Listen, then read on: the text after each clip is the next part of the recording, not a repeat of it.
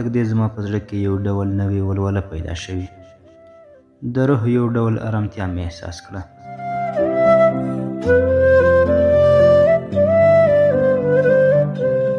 په زړه کې مې نوې هیلې وغوړېدې او د دنیا خوش قسمته انسان به مې ځان ته ویل.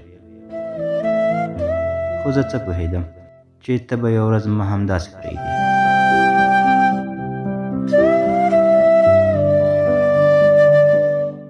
که راتګ دې خوښي راکړه، خو په تګ دې هر څه رانه واخیستل.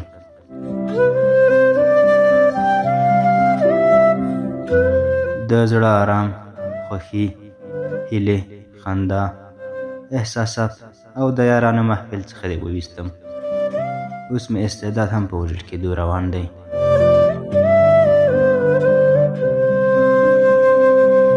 ستا له تګ وروسته مې د زړه هیلې په وچېدو شوې. بدن کې مې اوس خزان خور شوی دی او دا به مې په مرګ پای ته رسېږي.